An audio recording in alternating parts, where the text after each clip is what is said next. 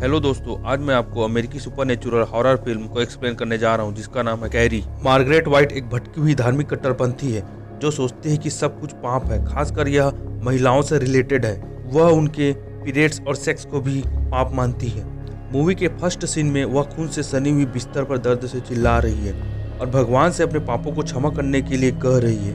वह वास्तविक दुनिया से इतनी बेखबर है कि वह सोचती है कि वह कैंसर से मर रही है, जबकि रियलिटी में वह प्रेग्नेंट है। उसको दर्द होता है जब वह देखती है अपने पैरों के बीच उसने एक नवजात बच्ची को जन्म दिया है और शॉक हो जाती है।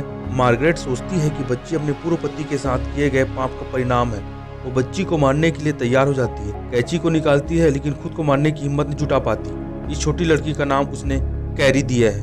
कई वर्षों से मार्गरेट कैरी पर अपने धार्मिक विश्वासों को मानने के लिए मजबूर कर रही है और उसे कोई फ्रीडम नहीं देती है। वह उसको फ्रेंड्स बनाने के लिए भी मना करती है, लड़कों से बात करना बंद कर देती है और कैरी के 16 साल के होने तक उसे अपने जीवन के अधिकांश समय स्कूल नहीं जाने देती। हालांकि चिल्ड्रंस राइट के एक्टिविस्ट मार्गरेट को फुली कैरी को स्कूल भेजने के लिए मजबूर कर देते हैं। उसकी बेटी को हाई स्कूल जाने देते हैं, लेकिन उसके एंटी सोशल और इंट्रोवर्ट नेचर के कारण कैरी का हमेशा से ही उसके स्कूल में मजाक बनाया जाता है। वह कभी भी किसी से बात नहीं करती है और सदमे में सबको घूरती रहती है। जब लड़कियां बिकनी में होती है, कपल किस कर रहे होते हैं, ये सब उसके लिए बड़ा अजीब था।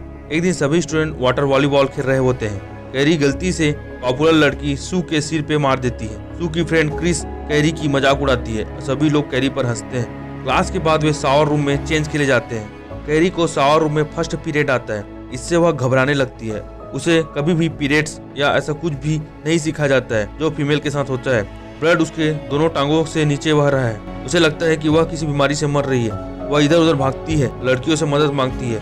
क्रिस को पता चलता है कि कैरी समझ नहीं पा रही है, यह सिर्फ पीरियड है, और उसका मजाक उड़ाती है।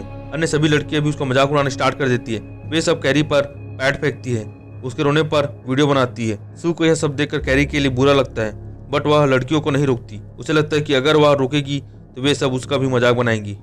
वे सभी तभी चुप होते हैं जब जिम टीचर वहां पर आती है। चिल्लाने और रोने के कारण कैरी को पैनिक अटैक पड़ने लगता है। उसे शांत करने के लिए जिम टीचर उसको थप्पड़ मार देती है। इसे देखकर लड़कियां डर जाती है और वहां से दूर हो जाती है। कैरी गुस्से से लाइट को घूरती है। यह कोइंसिडेंटली फूटकर बिखर जाता है। जब इस घटना के बारे में प्रिंसिपल को पता चलता है तो प्रिंसिपल जिम टीचर से बोलता है कि वह मजाक उड़ाने लड़कियों को जैसे चाहे सजा दे सकती है। वह कैरी को काम डाउन रहने को बोलता है क्योंकि उसने अभी भी उसकी माँ को कॉल करके बुलाया है। हालांकि यह सोचकर कि उसकी माँ को पता चल गया कि उसको पीरियड आ गई थी, कैरी इससे अधिक परेशान हो जाती है। वह घबरा जाती है और कमरे में लगे वाटर कूलर को घूरती है। वाटर कूलर मिस्टीरियस तरीके से टूट जाता है। कुछ समय बाद मार्गरेट अपनी बेटी को लेने के लिए स्कूल में आती है। फिर कैरी क्रिस और उसके बॉयफ्रेंड बिली को बाहर निकलते समय किस करते हुए देखती है। मार्गरेट अपनी बेटी के आसपास ऐसा इन्फ्लुएंस नहीं देखना चाहती और भगवान से प्रार्थना करती है कि वह बिगड़े हुए बच्चों को सही रास्ता दिखाए। घर के रास्ते में कैरी मार्गरेट से पूछती है कि उसने उसे कभी पीरियड्स के बारे में कभी क्यों नहीं सिखाया, लेकिन मार्गरेट जवाब नहीं देती है।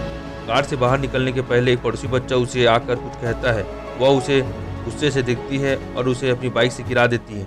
कुछ महीनों से उसके साथ ऐसी अजीबोगरीब चीजें हो रही हैं और वह नहीं जानती क्यों। घर के अंदर मार्गरेट दीवार में अपना सिर पीट रही है। अपनी बेटी को पैदा करने के लिए भगवान से माफी मांग रही है जो किसी दिन पाप करेगी, क्योंकि उसने अपने एक्स हस्बैंड के साथ किया था। वह कैरी को विश्वास दिलाने के लिए बाइबल की फेक श्लोक भी पढ़ती है कि पीरियड बहाना एक पाप है। वह पापी बन गई है। कैरी जानती है कि उसकी माँ झूठ बोल रही है, क्योंकि जिम टीचर ने पहले पीरियड्स के बारे में सब कुछ समझाया था। वह बताई थी कि यह नॉर्मल है और हर लड़की को हो जाती है। इससे मार्गरेट बाइबल से उसके सिर को मार देती है। वह उसे एक छोटे से प्रार्थना कोठरी में बंद कर देती है। उसे तभी बाहर आने के लिए कहती है जब वह भगवान से क्षमा मांगेगी। कैरी गुस्से से चिल्लाती है, जिससे दरवाजा टूट जाता है। फिर वह यीशु की मूर्ति को घूरती है, जिससे खून बहने लगता है। इधर सू और उसका बॉयफ्रेंड टॉमी जीप पर है। वे दोनों सेक्स कर रहे होते हैं। कपड़े पहनने के बाद सू उसे बताती है कि कैरी को शावर रूम में मदद नहीं कर पाने के कारण वह गिल्टी फील कर रही है। नेक्स्ट सीन में क्रिस अपने बॉयफ्रेंड बिली के साथ उसके घर पर है। सू के अपोजिट बिली को कोई पछतावा नहीं है, जबकि क्रिस ने कैरी का मजाक उड़ाना शुरू किया था। वह कैरी को और भी ज्यादा ह्यूमिलिएट करने के लिए उस घटना की वीडियो को इंटरनेट पर अपलोड कर देती है। घर में वापस मार्गरेट शांति से गाना गाते हुए कपड़े सिल रही है। ऐसा लग रहा है कि जैसे वह सब कुछ भूल गई है कि उसकी बेटी के साथ पहले क्या हुआ है। वह अंततः कैरी को कोठरी से बाहर निकाल देती है, यह कंफर्म करने के बाद कि उसने भगवान से प्रार्थना की है। नेक्स्ट डे स्कूल में जिम टीचर क्रिस, सू और अन्य सभी लड़कियों को इकट्ठा करती है जो पीरियड वाले इंसिडेंट में शामिल थी। सजा के तौर पर उन्हें सप्ताह के बाकी दिनों में 1 घंटे के लिए सुसाइड स्प्रिंट करना होगा। जो कोई भी बात नहीं मानेगा उसे आने वाले प्रॉम में आने नहीं दिया जाएगा। क्रिस सजा को बकवास बताती है और जिम टीचर को चैलेंज करती है कि वह उसे प्रोम में आने से रोक कर दिखाए। इससे टीचर एंग्री हो जाती है और क्रिस को सस्पेंड करके उसे प्रॉम के स्पेशल राइट्स को रद्द कर देती है। क्रिस इसका विरोध करती है और अन्य लड़कियों को उसके साथ प्रोटेस्ट करने के लिए बोलती है, लेकिन कोई भी उसका सपोर्ट नहीं करता है, यहाँ तक कि उसकी सबसे अच्छी दोस्त सू भी नहीं। इसी बीच सारा स्कूल कैरी के अपलोड हुई वीडियो को देख रहा है। वे सब उसको मजाक उड़ाते हैं, यहाँ तक कि लॉकर पर भी उसके बारे में उल्टा सीधा लिख देते हैं। अपमानित और गुस्से से भरकर वह बाथरूम में जाती है और मिरर को घूरती है। उसे घूरने से मिरर टूट जाता है। कैरी को अंततः फील होता है कि उसके पास कुछ पावर है, जिससे कि वह केवल अपने माइंड का यूज़ करके किसी भी ऑब्जेक्ट को इधर उधर मूव कर सकती है। अपने पावर के बारे में अधिक जानने के लिए वह लाइब्रेरी में जाती है और कई बुक्स को रीड करती है। इस रिपोर्ट ने उसे विश्वास दिलाया कि पीरियड्स की तरह कुछ लोगों के पास ऐसा पावर होना नॉर्मल है। नेक्स्ट डे क्लास में उसे क्लास के सामने पोएम पढ़ने के लिए बुलाया जाता है। जब वह पढ़ लेती है तो सू का बॉयफ्रेंड टॉमी उसका धीमी आवाज़ में इंसल्ट करता है, लेकिन जब उसे ज़ोर से बोलने के लिए कहा जाता है तो वो पलट जाता है और बताता है कि उसकी पोएम बहुत अच्छी थी।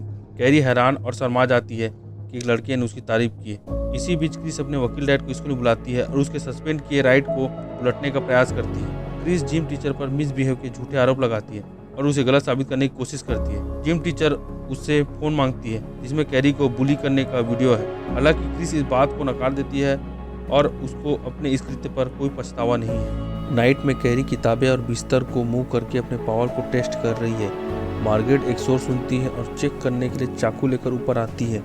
तब तक कैरी सोने का नाटक कर रही होती है, इसलिए वह चाकू नीचे रख देती है। अगले दिन सू अपने बॉयफ्रेंड टॉमी को कैरी को प्रॉम में ले जाने के लिए कहती है। उसका कहना है कि कैरी को एक रात मस्ती करने का हकदार है और हमेशा के लिए वह इस प्रॉम को उसके लिए यादगार बना देना चाहती है। टॉमी सू के साथ जाना चाहता है, लेकिन बार बार जोर देने पर वह मान जाता है। फिर वह कैरी के पास जाता है और प्रॉम में जाने के लिए उससे पूछता है। हैरान कैरी सोचती है कि वह उसके साथ मजाक कर रहा है। वह वहाँ से भाग जाती है। बाद में जिम टीचर कैरी को रोते हुए पाती है। यह पूछे जाने पर कि उसके साथ क्या गलत हुआ है, कैरी उसे टॉमी के प्रपोजल के बारे में बताती है। टीचर कैरी को सपोर्ट करती है, लेकिन वह यह भी जानती है कि टॉमी उसे पसंद नहीं करता। जिम टीचर सू और टॉमी को ढूंढती है, उन्हें चेतावनी देती है कि अगर वे कैरी को फिर से अपमानित करने का प्लान बना रहे हैं तो इसको सोच लें, नहीं तो ठीक नहीं होगा। स्कूल के बाद टॉमी कार से कैरी के घर जाता है। कैरी डरने लगती है क्योंकि वह नहीं चाहती उसकी माँ को पता चले कि वह लड़कों से बात करती है। टॉमी उसको बताता है कि वह वहाँ से तभी जाएगा जब वह उसे प्रॉम में जाने के लिए हाँ बोल देगी। कैरी मान जाती है, लेकिन इस कंडीशन के साथ कि वह उसको 10:30 बजे तक घर ले आएगा। प्रॉम की तैयारी करने के लिए वह शॉपिंग करने जाती है, लेकिन कोई भी ड्रेस उसके बजट में नहीं होती है, इसलिए इसके बजाय वह कपड़े खुद सिलने के लिए खरीदती है। क्रिस कैरी को शॉपिंग करते हुए देखती है और गुस्से से लाल हो जाती है। वह अपने फ्रेंड्स के साथ प्रॉम में उसके साथ प्रैंक करने का प्लान बनाती है। घर लौटने पर मार्गरेट गुस्से से कैरी का वेट कर रही होती है। वह अपनी माँ से पूछती है कि वह प्रॉम में जा रही है, लेकिन मार्गरेट उसे जाने की अनुमति नहीं देती है। कैरी निराश हो जाती है और अपना गुस्सा निकालने के लिए चीज़ों को उठाती है। मार्गरेट भगवान से प्रार्थना करती है, यह मानते हुए कि शैतान ने उसकी बेटी को वश में कर लिया। कैरी उसे बात करना बंद करने के लिए कहती है, लेकिन मार्गरेट और भी लाउडली प्रार्थना करती है। अंत में वह अपनी माँ को लिफ्ट करती है, जिससे वह चुप हो जाती है। कुछ देर बाद वह उसको छोड़ देती है। वह बोलती है कि इस बात को यहीं पर खत्म कर दे।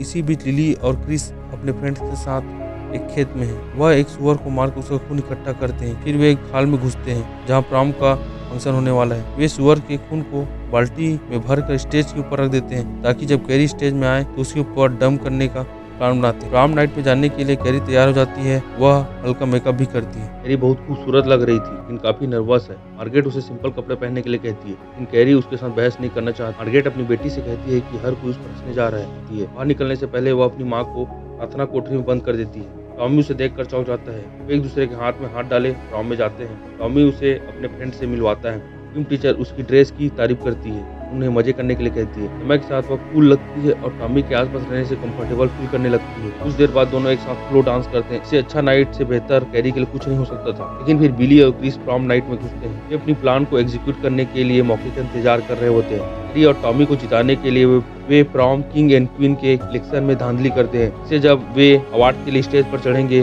तो वे उस पर खून की बाल्टी गिरा देंगे। इलेक्शन के पहले क्रिस सू को टेक्स्ट करती है, जिसमें लिखा होता है कि वे कैरी को ह्यूमिलेट करने वाले हैं। डरी हुई सू उसे रोकने के लिए प्रॉम की ओर दौड़ती है।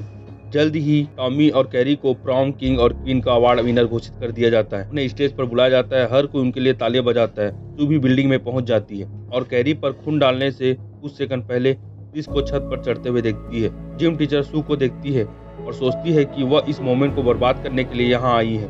इसलिए वह सू की बात सुने बिना उसे एक कमरे में बंद कर देती है। अंत में क्रिस रस्सी खींचता है और कैरी पर खून डालता है। वह मॉनिटर को भी हैक कर लेती है और उस दिन के वीडियो को प्ले करती है जिस दिन उसे पीरियड आया था।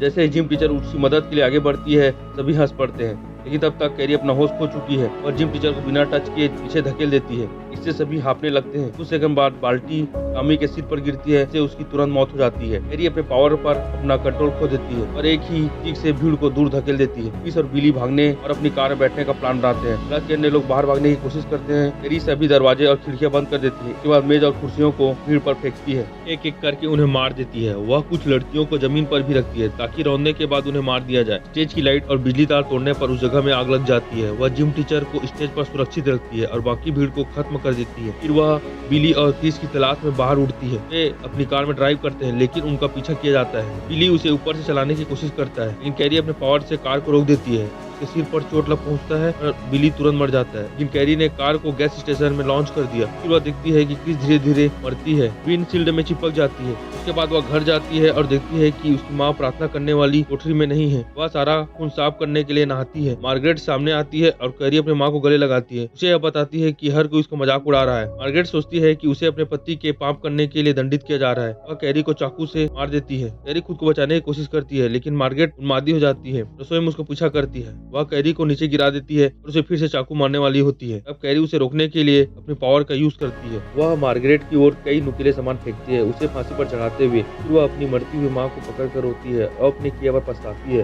अंत में वह घर को नष्ट करने के लिए अपनी पावर का उपयोग करती है। फिर सू घर पर आती है और कैरी को रोकने की कोशिश करती है और उसे भी मारने वाली है, लेकिन सू के प्रेग्नेंट होने का एहसास होने के बाद वह रुक जाती है। कैरी मुस्कुराती है और यह क्लेम करती है कि वह एक लड़की है। वह सू को छत से गिरने से बचाने के लिए बाहर फेंकती है। कुछ देर बाद मार्गरेट और कैरी ढहते घर के नीचे दबकर मर जाते हैं। महीनों बाद हॉस्पिटल में है। जन्म देते समय दर्द से चिल्ला रही है। सू अचानक उसके पास से खून से सना हाथ निकलता है। जागती है, पता चलता है कि यह सिर्फ एक सपना है। वह हाइपर वेंटिलेट में है कि उसे लगता है कि वह कैरी को जन्म देने वाली है। सू की माँ उसको समझाती है। इस तरह मूवी समाप्त हो जाती है।